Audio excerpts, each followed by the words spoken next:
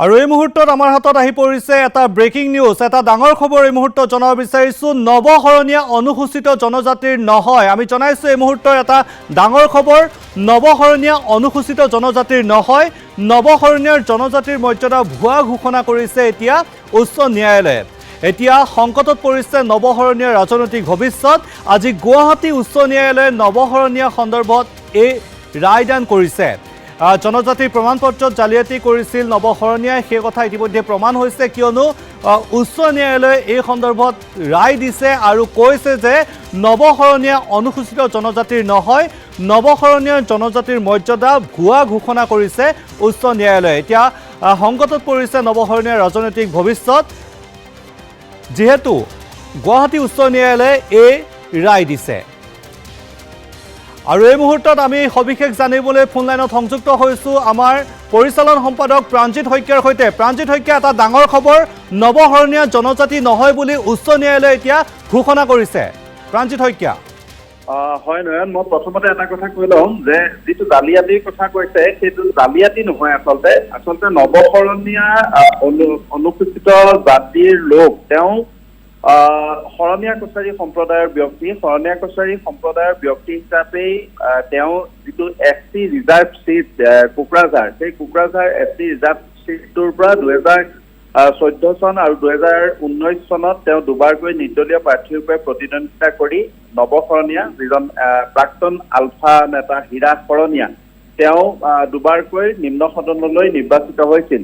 কিন্তু শেহতীয়াভাৱে কিছুদিনৰ পূৰ্বৰ পৰা এই যি শৰণীয়া কছাৰীৰ লোকসকল, সেইসকল জনজাতীয় নহয় বুলি, জনজাতিৰ লোক নহয় বুলি এটা বিতৰ্ক চলি আছিল। আৰু যিখন অনুসূচিত জাতিৰ যিখন ৰাজ্যিক পৰ্যায়ৰ কমিটি, সেই কমিটিখনেও এটা প্ৰতিবেদন দিছিল যে শৰণীয়া কছাৰীৰ লোকসকল অনুসূচিত জাতিৰ যি তালিকাভুক্ত, সেই তালিকাৰ ভুক্ত লোক নহয়। এই কথাটো পোহৰলৈ অহাৰ পিছত ৰাজ্যিক পৰ্যায়ৰ কমিটিখনে এই সিদ্ধান্তটো দিয়াৰ পিছত এটা বড়ো সংগঠন উচ্চ ন্যায়ালয়ৰ দ্বাৰস্থ হৈছিল, গুৱাহাটী উচ্চ ন্যায়ালয়। আৰু তেওঁলোকে কৈছিল যিহেতু শৰণীয়া কছাৰীৰ সকল অনুসূচিত জাতিৰ লোক নহয় বুলি ৰাজ্যিক পৰ্যায়ৰ কমিটিখনে প্ৰতিবেদন দিছে, সেই হেতুকে নৱশৰণীয়া, যিজন কোকৰাঝাৰৰ সাংসদ আৰু যিজনে সংৰক্ষিত সমষ্টিটোৰ পৰা অনুসূচিত জাতিৰ প্ৰমাণপত্ৰ লৈ, অনুসূচিত জনজাতিৰ প্ৰমাণপত্ৰ লৈ দুটাকৈ কাৰ্যকাল প্ৰতিনিধিত্ব কৰি আছে, তেওঁ চাৰ্টিফিকেটখন বাতিল কৰিব লাগে। দীঘলীয়া শুনানিৰ অন্তত আজি কেইমুহূৰ্তমানৰ পূৰ্বে গুৱাহাটী উচ্চ ন্যায়ালয়ে নৱশৰণীয়াৰ যিখন অনুসূচিত জনজাতিৰ প্ৰমাণপত্ৰ, সেইখন বাতিল কৰিছে। স্বাভাৱিকতে আপুনি ঠিকেই কৈছে যে ইয়াৰ লগে লগে নৱশৰণীয়াৰ ৰাজনৈতিক ভৱিষ্যত অন্ধকাৰাচ্ছন্ন হৈ পৰিছে। কাৰণ সমাগত যি নিৰ্বাচন, সেই নিৰ্বাচনত নৱশৰণীয়াই পুনৰ তৃতীয়বাৰৰ বাবে কোকৰাঝাৰ সমষ্টিৰ পৰা প্ৰতিদ্বন্দ্বিতাৰ সিদ্ধান্ত লৈছিল আৰু তেওঁ ইতিমধ্যেই নিজকে কোকৰাঝাৰ সমষ্টিৰ প্ৰাৰ্থী বুলি ঘোষণা কৰিছিল। আজি বা কাইলৈ তেওঁ নমিনেশ্যন দিলেহেঁতেন, কাৰণ তাত তৃতীয় পৰ্যায়ৰ ভোট গ্ৰহণ অনুষ্ঠিত হ'ব। কিন্তু এই মুহূৰ্তত উচ্চ ন্যায়ালয়ে তেওঁৰ জনজাতিৰ চাৰ্টিফিকেটখন কেঞ্চেল কৰাৰ লগে লগে তেওঁ সেই সমষ্টিটোৰ পৰা প্ৰতিদ্বন্দ্বিতা কৰিব নোৱাৰিব। অৰ্থাৎ সমাগত যি লোকসভা নিৰ্বাচন, কাইলৈৰ পৰা প্ৰথম পৰ্যায়ৰ ভোট হ'ব আৰু তেওঁ প্ৰতিনিধিত্ব কৰা কোকৰাঝাৰ সমষ্টিটোত তৃতীয় পৰ্যায়ৰ ভোট অনুষ্ঠিত হ'ব, ভোট গ্ৰহণ অনুষ্ঠিত হ'ব, নিৰ্বাচন অনুষ্ঠিত হ'ব। সেই নিৰ্বাচনত, অৰ্থাৎ এই নিৰ্বাচনত কোকৰাঝাৰৰ সাংসদ, দুবাৰকৈ কোকৰাঝাৰ সমষ্টিক প্ৰতিনিধিত্ব কৰা নৱশৰণীয়াই প্ৰতিদ্বন্দ্বিতা কৰিব নোৱাৰিব। নৱশৰণীয়াই এই কথাটো দীঘলীয়া দিন ধৰি এই বিষয়টোক লৈ তেওঁ যুঁজি আছিল আৰু তেওঁ কৈছিল যে শেষ মুহূৰ্তত তেওঁ সকাহ পাব।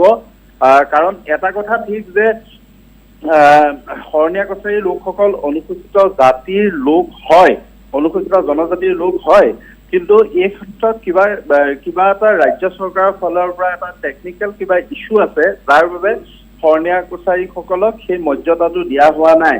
কিছুদিনৰ পূৰ্বে ৰাজ্য চৰকাৰে ঘোষণা কৰিছিল যে বিশেষ ব্যৱস্থা কৰি হলেও শৰণীয়া কছাৰীসকলক অনুসূচিত জনজাতিৰ মৰ্যাদা বাহাল ৰাখিবলৈ ৰাজ্য চৰকাৰে চেষ্টা কৰিব। সেইটো কৰা হলেও তেওঁ এই নিৰ্বাচনত প্ৰতিদ্বন্দ্বিতা কৰিব পাৰিলেহেঁতেন।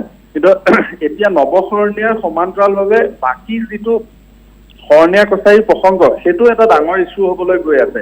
কাৰণ হঠাৎ শৰণীয়া কছাৰীসকলক অনুসূচিত জনজাতিৰ মৰ্যাদা কৰ্তন কৰাৰ লগে লগে সেই জনগোষ্ঠীটোৰ মাজত এটা ব্যাপক প্ৰতিক্ৰিয়াৰ সৃষ্টি হ'ব। নৱশৰণীয়াই প্ৰতিদ্বন্দ্বিতা কৰা নকৰাৰ সমান্তৰালভাৱে সেইটো ৰাজ্যত এটা ডাঙৰ ইছ্যু হ'বলৈ এই মুহূৰ্তত গৈ আছে। হয়, নিশ্চয়কৈ আচলতে এটা ডাঙৰ ইছ্যু এতিয়া হ'বলৈ গৈ আছে, কিয়নো নৱশৰণীয়ে প্ৰতিদ্বন্দ্বিতা কৰিব নোৱাৰে সেয়া নিশ্চিত হৈছে। কিন্তু এতিয়া শৰণীয়া কছাৰীসকল জনজাতি নহয় বুলি উচ্চ ন্যায়ালয়ে যিহেতু ঘোষণা কৰিছে, এই ক্ষেত্ৰত নিৰ্বাচনতো প্ৰভাৱ পৰিব। এবছলিউটলি, কাৰণ শৰণীয়া কছাৰীসকল জনজাতি নহয়, অনুসূচিত জনজাতিৰ লোক নহয়, সেইটো সৰ্বোচ্চ ন্যায়ালয়ে ঘোষণা কৰিছে কেৱল ৰাজ্যিক পৰ্যায়ৰ সেই কমিটিখনৰ প্ৰতিবেদনৰ ভিত্তিতে। উচ্চ ন্যায়ালয়ে সেইটো নিজাববীয়াকৈ তদন্ত কৰি বা নিজাববীয়াকৈ ব্যৱস্থা লৈ নিজাববীয়াকৈ গোটেই প্ৰক্ৰিয়াটো চালি জাৰি চাই তেওঁলোকে সেই ধৰণৰ এটা সিদ্ধান্ত দিয়া নাই। যিহেতু ৰাজ্যিক পৰ্যায়ৰ কমিটিখনে কৈছে যে শৰণীয়া কছাৰীসকল অনুসূচিত জনজাতিৰ লোক নহয়, সেই হেতুকে তেওঁলোকে অনুসূচিত জনজাতিৰ যিখন চাৰ্টিফিকেট নৱশৰণীয়া আছে সেইখন কেঞ্চেল কৰি